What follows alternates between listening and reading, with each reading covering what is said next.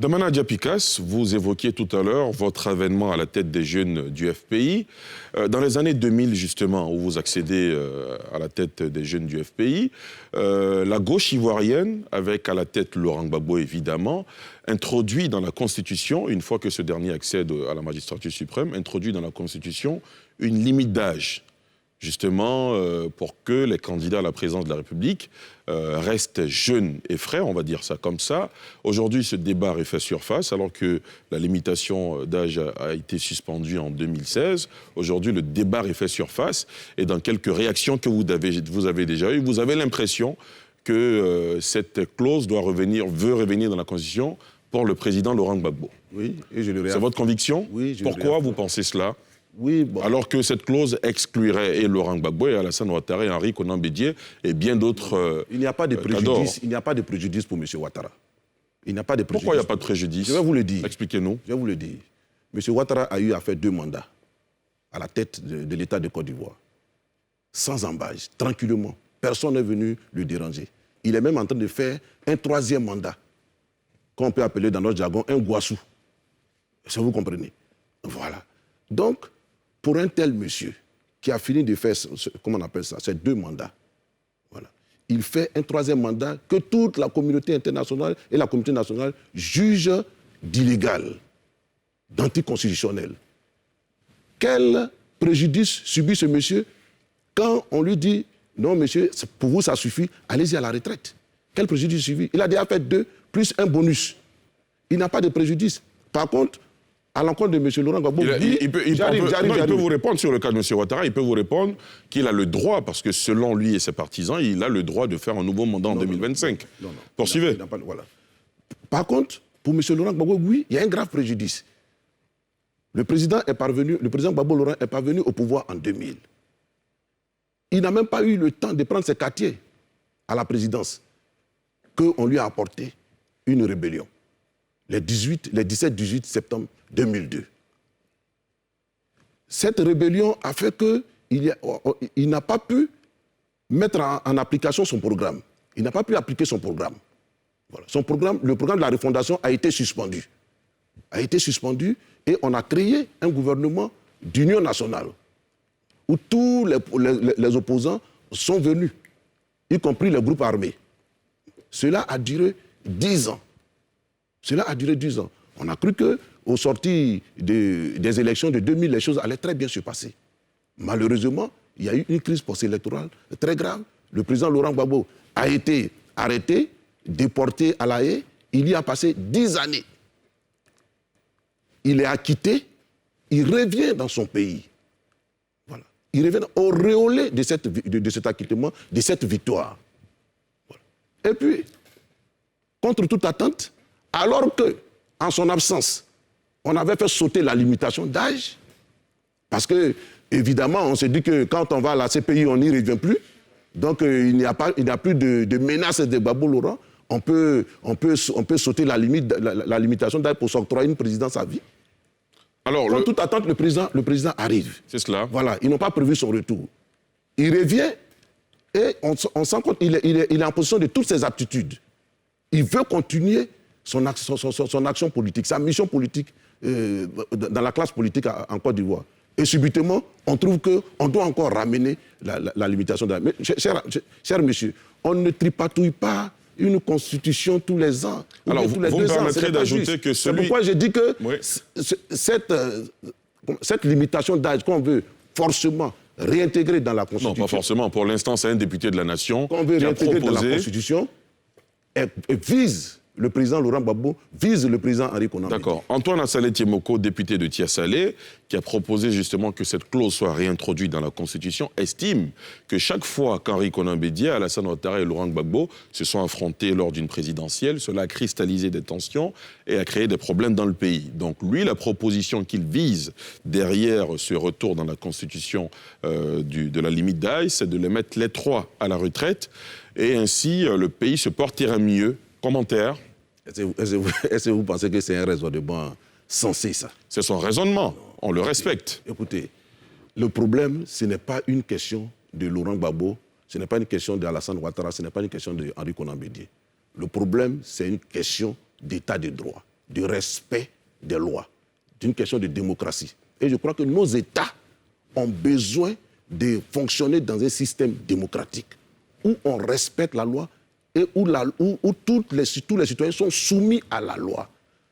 Tant qu'on ne respectera pas la loi, on sera en train de faire des arrangements. La loi dont vous parlez prévoit qu'il peut y avoir un référendum. Si, par exemple, le président de la République convoque un référendum pour soumettre cette question, quelle serait votre réaction? Oui, on ira au référendum. Pour évidemment militer pour le non. Oui, évidemment. Évidemment. Voilà. Très bien. Damana Picasse, beaucoup d'observateurs, y compris même nos chefs d'État, en prenant la parole publique, ont indiqué qu'au-delà de 75 ans, il n'est plus efficace d'être président de la République. On l'a entendu du président Laurent Gbagbo, du président Bédié qui disait que c'était son dernier combat en 2010 notamment. Le président Ouattara parle de plus en plus d'une nouvelle génération. Est-ce que vous vous considérez comme faisant partie de cette nouvelle génération? Pourquoi on ne vous entend pas, vous, aujourd'hui, aspirer à gouverner la Côte d'Ivoire? Comme l'assume Charles Blé Goudé, par exemple. Dites-nous. D'abord, je voulais dire que il y a des présidents aujourd'hui qui dirigent le monde et qui ont plus de 75 ans. La plus grande démocratie au monde, les États-Unis, ont un président. Faites allusion à Joe Biden. 78 ans. Le Nigeria, le président Buhari, il a 78 ans. Tout près de nous, au Ghana, le président Nana Akufo-Addo, il a 77 ans. Le président guinéen-équatorien, il a 79 ans, Obiang. Et tout cela dirige leur pays normalement. Voilà. Et quand vous allez dans ces États, vous savez qu'il y a une gouvernance qui est en jeu et tout le monde voit ce qui se passe. Donc, je veux dire que ce n'est pas un handicap. Ce n'est pas un handicap et c'est vraiment un faux problème. C'est vraiment un faux problème. Le plus important, c'est le programme que vous avez, c'est le projet que vous avez pour votre pays. Voilà. Pour en revenir à votre question, vous savez, moi, je ne crois pas à la rupture des générations. Pourquoi? Je crois à la chaîne des générations. Je pense que la transmission du flambeau, du relais, est un phénomène naturel.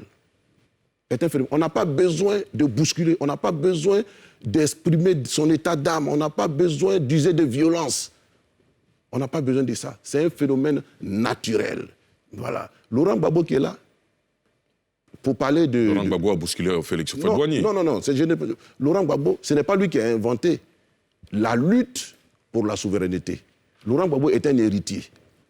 Laurent Gbagbo est héritier de cette lutte-là. Et si vous avez suivi, je crois en 2008-2009, il y a eu une passation de flambeau à l'Hôtel Ivoire. Entre les précurseurs de cette lutte ici en Côte d'Ivoire, c'est-à-dire Bernard Dadier, l'un des derniers survivants de ce combat-là, qui à l'Hôtel Ivoire a transmis solennellement et publiquement le flambeau à Laurent Gbagbo. Mais il y a quelle différence d'âge entre les deux? Laurent Gbagbo a fait la preuve de ce qu'il peut être un digne successeur de ces aînés-là. Et donc, il a fait. Donc, pour être... Est-ce que vous n'êtes pas en train de dire une chose et son contraire? Quand vous dites on ne l'arrache pas, on ne le fait pas, alors que Laurent Gbagbo l'a arraché finalement? Non, Laurent Gbagbo l'a pas... Non, j'ai dit qu'on lui a transmis ça. Bernard Dadier lui a transmis. Il n'a pas arraché. Donc, les jeunes doivent attendre qu'on leur transmette la gestion ou la capacité de gérer le pays? J'ai dit que la succession générationnelle est un phénomène naturel. Et pour que vous soyez un digne successeur, il faut avoir une attitude, un comportement. Et il faut vous montrer à la hauteur. Voilà. Il faut que celui qui a le flambeau sache et soit convaincu qu'en vous donnant cet héritage-là, vous pouvez en faire bon usage. Mais il regarde votre attitude. Voilà. Regardez un peu les maîtres Shaolin. Vous nous envoyez très loin. Non, si. C'est-à-dire qu'ils ont beaucoup d'élèves. Mais ils donnent leurs secrets à un ou deux. Ils donnent leurs secrets, les secrets de leur art à un ou deux. Certainement ceux qui ont été les plus fidèles, les plus attentifs, les plus loyaux. Et donc ceux qui ont été jugés aptes à continuer, je dirais, l'œuvre du maître. Damana Picasse, on a une émission qui s'appelle Sans réserve. Est-ce que vous n'êtes pas en train de faire la fine bouche? Est-ce que vous êtes en train de nous dire que vous-même, Guillaume Soro, Charles Blé Goudé, Jean-Louis Billon et j'en passe, sont trop pressés? Moi, je respecte la position des autres. Moi, je parle de moi. Je dis, moi, je n'ai pas besoin de m'exciter. Voilà. Je n'ai pas besoin de guerroyer. Est-ce que vous voyez? J'ai commencé à militer au FPI par la JFPI. Voilà. Nous avons créé les cellules estudiantines de la JFPI dans les années 90-91. Après ça, nous sommes arrivés à la direction de la jeunesse. Et puis, j'ai été conseiller du président à partir de 2004 jusqu'en 2010, le président Afi. J'ai été son conseiller. Voilà. Et donc, pour moi, j'ai fait mes classes tranquillement dans mon parti. Voilà. Aujourd'hui, je suis vice-président du Front populaire ivoirien. Voilà. Et je m'en tiens à là. J'avance normalement. Vous êtes vice-président du FPI, donc vous êtes toujours avec Pascal Affi-N'Guessan. Oui, non, c'est... D'accord, c'est une parenthèse. Voilà, c'est une parenthèse. C'est cela. Ce que je voulais dire, c'est qu'on avance normalement. Et s'il plaît à Dieu qu'on continue de progresser, ce serait tant mieux. Mais vous ne vous fermez pas une idée de diriger un jour la Côte d'Ivoire? Non, je ne suis pas à ce niveau. Pourtant, je ne suis pas à ce niveau. Oui. Parmi les proches de Laurent Gbagbo, oui. Certains de vos contemporains estiment que vous éliminez vos adversaires par un jeu en interne, parce que vous nourrissez l'ambition de devenir président de la République. Non. Sans réserve. Non. Damana Picasso, regardez-nous, dites face à notre caméra ce soir que vous ne jouez pas souvent, histoire d'éliminer des gens autour de vous pour rester le seul qui puisse succéder à Laurent Gbagbo un jour, au sein de la famille politique. Vous ne me connaissez pas bien. Mais c'est pour ça qu'on vous pose la question. Vous ne me connaissez pas bien. Je ne joue pas à ce jeu. Comme je l'ai dit, je vous l'ai dit tout à l'heure, que lorsque j'étais à la FECI, je n'avais jamais envisagé devenir secrétaire national de la JFPI. Vous avancez masqué, vous préférez avancer masqué? Non, je n'avance pas masqué. Je n'avais jamais envisagé ça. Voilà. Vous savez, comme je dis, le destin de l'homme lui impose des choses. Voilà. C'est le destin de l'homme qui lui impose des choses. Je n'ai pas envisagé ça, mais je me suis retrouvé en train de faire une carrière politique en débutant par la jeunesse du Front populaire ivoirien. Et lorsque j'ai fini avec la JFPI, voilà, logiquement, vous savez, je devrais faire partie de la direction. Parce que cela fait partie de nos habitudes dans l'international socialiste. Le leader de la jeunesse d'un parti se retrouve forcément, soit pendant son mandat ou à la fin de son mandat, dans la direction du parti. Bien sûr. Mais moi, lorsque j'ai fini avec la JFPI, je n'ai pas été intégré dans la direction de mon parti. Jusqu'à ce que je parte en exil. J'étais là, conseiller du président. Devant moi, il faisait des réaménagements. Devant moi, il recrutait de nouvelles personnes. Voilà. Est-ce qu'en sourdine, vous ne vous plaignez pas? Je ne me suis jamais plaint. Je ne me suis jamais plaint. Et le président a affirmé témoin. Je ne lui ai jamais demandé, mais pourquoi il ne me nomme pas? Quand bien même, je savais que j'avais la capacité, voilà, les compétences de figurer dans ce bureau. Je ne me suis jamais plaint. Vous savez, quand mon parti s'est souvenu de moi pour me nommer pour la première fois dans la direction, quand j'étais en exil. C'est quand j'étais en exil. Mais je me suis dit, pendant tout ce temps-là, que tôt ou tard, ils vont se souvenir de moi. Tout comme vous espérez que tôt ou tard, votre tour arrivera. Bon, enfin, je le dis, comme je le dis, c'est le destin de l'homme. C'est cela. Voilà, c'est le destin de l'homme.